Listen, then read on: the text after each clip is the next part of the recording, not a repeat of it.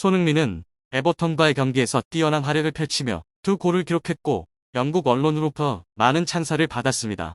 이 골들은 토트넘에게 4대0 승리를 안겨준과 동시에 손흥민을 프리미어리그의 대표 스타 중 하나로 굳건히 자리매김하게 했습니다.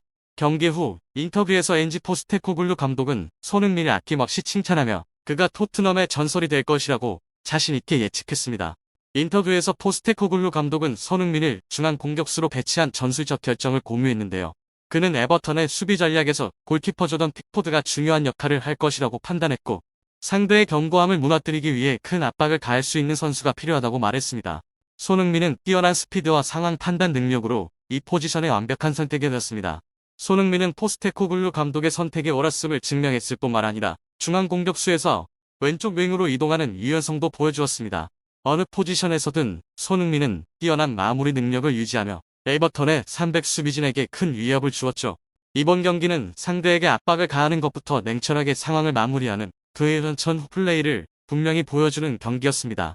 비록 손흥민이 인상적인 경기를 펼쳤지만 많은 사람들은 그가 토트넘을 미래의 우승으로 이끌 수 있을지에 대해 의문을 제기하고 있습니다. 일부 의견은 우승을 위해 손흥민이 맨체스터 시티와 같은 더 강력한 팀으로 이적해야 할 필요가 있을지도 모른다고 주장합니다. 손흥민의 맨시티 합류 가능성에 대한 소문은 뉴캐슬과의 경기 직전 포스테코글루 감독이 현지 언론에 손흥민과 이 팀의 5년 계약을 확인했다는 소식이 전해지면서 더욱 강화됐는데요. 게다가 계약의 몇 가지 조건이 공개되면서 영국 축구계가 큰 혼란에 빠졌습니다. 이번 일에 대한 자세한 내용을 알아보시려면 오늘의 영상을 시청해주세요. 손흥민은 이번 시즌 많은 도전을 겪었으며 8월 20일에 열린 레스터 시티와의 경기에서 골을 넣지 못했습니다.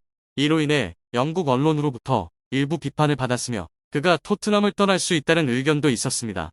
하지만 며칠 후 8월 24일 에버턴과의 경기에서 손흥민은 2골을 넣으며 팀의 승리에 기여했을 뿐만 아니라 그를 둘러싼 비판의 목소리를 잠재웠는데요. 손흥민은 어려운 순간에 본인의 능력을 입증하는 법을 알고 있습니다.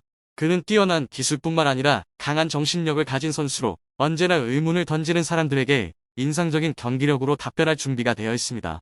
이번 시즌 그의 목표는 토트넘과 함께 우승하는 것이며 그의 노력은 많은 사람들, 특히 토트넘의 전 감독인 팀 샤우드로부터 찬사를 받았습니다.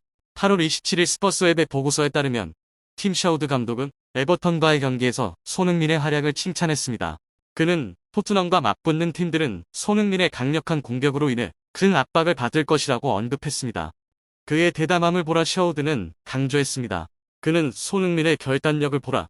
픽포드는 발로 공을 막을 시간이 없었고 그 대가를 치렀다. 손흥민이 공을 빼앗았다. 픽포드는 정말 형편없었다고 덧붙였는데요. 이것은 손흥민의 압박 능력과 뛰어난 상황 판단력을 강력하게 증명하는 말입니다. 2014년에 26경기 동안 토트넘을 이끌었던 팀 샤우드 감독, 손흥민의 가치와 그가 클럽에서 맡고 있는 중요한 역할을 잘 이해하고 있습니다. 이러한 인식은 샤우드뿐만 아니라 다른 많은 축구 전문가들로부터도 인정받았습니다. 손흥민은 프리미어리그 2라운드에서 11명의 뛰어난 선수 중 하나로 선정되었습니다. BBC에 따르면 전 스트라이커 트로이 디니는 손흥민을 주간 베스트 11에 선정하며 그가 경기에서 최고의 선수였으며 중앙 공격수든 왼쪽 윙이든 상관없이 상대 수비에 끊임없는 압박을 가했다고 평가했습니다. 축구의 전설 앨런 시어로도 이 견해에 동의했습니다. 그는 도미닉 솔랑케가 부상으로 출전하지 못하는 상황에서 손흥민이 중앙 공격수로 올라서면서 매우 인상적인 활약을 펼쳤다고 설명했는데요.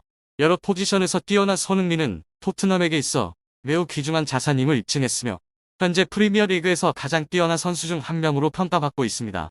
한편 최근 맨체스터 시티가 손흥민에게 5년 계약 제안을 한 것으로 알려져 영국 축구계를 흔들고 있습니다. 이 정보는 뉴캐슬전을 앞두고 현지 언론과의 비공개 인터뷰에서 앙드류 포스테코글루 토트넘 감독이 맨체스터 시티가 한국 스타의 영입을 원하는 의사를 밝혔다고 언급했다고 내부 소식통을 통해 드러났습니다. 이것은 축구계에서 많은 의문과 궁금증을 불러일으켰죠. 소식통에 따르면 토트넘의 몇몇 신입 선수들은 일찍 훈련장에 도착해 포스테코글루 감독에게 이 소문의 진위를 물었습니다. 놀랍게도 포스테코글루 감독은 맨체스터 시티가 실제로 손흥민에게 5년 계약 제안을 했음을 확인했습니다. 더 주목할 점은 이 계약의 특별 조항 중 하나로 맨체스터 시티는 손흥민에게 출전 시간을 보장할 것을 약속했습니다. 구체적으로 손흥민이 이 팀에 합류한다면 그는 매 경기 최소 80분 동안 출전할 수 있는 보장을 받을 것입니다. 이것은 맨체스터 시티가 손흥민을 얼마나 중시하는지를 보여주는 중요한 약속이죠. 그러나 포스테코글루 감독은 토트넘의 다니엘 레비 회장으로부터 아직 공식적인 통보를 받지 못했다고 밝혔습니다. 이로 인해 모든 것이 아직 협상 단계에 있으며 결정된 것은 없음을 나타냅니다. 그럼에도 불구하고 맨체스터 시티가 실제로 손흥민에게 계약 제안을 했다는 사실은 토트넘 내부뿐만 아니라 팬들에게도 혼란과 불안을 초래했습니다. 정보 제공자는 손흥민이 현재 이 제안을 신중하게 고려하고 있으며 맨체스터 시티와의 추가 논의를 계획하고 있다고 밝혔는데요. 이 회담은 손흥민이 현재 경기 일정을 마친 후에 이루어질 예정이며 이로 인해 손흥민의 토트넘에서의 미래가 더욱 불확실해지고 있습니다. 또한 이강인의 대표적인 별명 중 하나는 막내형입니다. 어린 시절부터 그는 지속적으로 뛰어난 성장을 보였습니다. 이강인은 주로 2살 더 많은 선수들과 함께 경기를 뛰었습니다. 비록 나이로는 가장 어렸지만 그는 항상 팀의 중요한 역할을 맡아왔습니다. 자연스럽게 막내형이라는 별명이 그의 이름과 함께 붙게 되었습니다. 그는 기대에 부응하여 성장해왔습니다. 이강인은 국가대표팀에 합류하여 2019년 U20 월드컵에서 한국을 준우승으로 이끌었습니다. 2022년 카타르 월드컵에서는 슈퍼서브로서 빛을 발했습니다. 클럽의 일원으로 자리 잡는 데 어려움을 겪기도 했지만 2022-2023 시즌 라리가에서 레알 마요르카의 유니폼을 입고 36경기에 출전하며 뛰어난 활약을 펼쳤는데요. 그는 총 2840분을 뛰면서 6골과 6개의 어시스트를 기록했습니다. 이강인은 유럽의 여러 대형 클럽으로부터 많은 러브콜을 받았습니다. 그는 2023-2024 시즌 파리 생제르맹에 합류하여 초반 부상에도 불구하고 프랑스 무대에 빠르게 적응했습니다. 2024년 1월 4일 그는 트로피 대 챔피언에서 결승골을 넣어 팀의 우승을 이끌었으며 대회의 MVP로 선정되었습니다. 그러나 이강인의 상승세는 지난해 2월에 열린 카타르 아시안컵에서 큰 장애물을 만났습니다. 당시 한국은 64년 만에 우승을 목표로 했으나 준결승에서 탈락했습니다. 또 다른 큰 충격은 대표팀 내부의 분열 소문이었으며 이강인은 사건의 중심에 있었습니다. 그는 준결승전에서 손흥민 주장과 물리적 충돌을 했다는 소문이 돌았죠.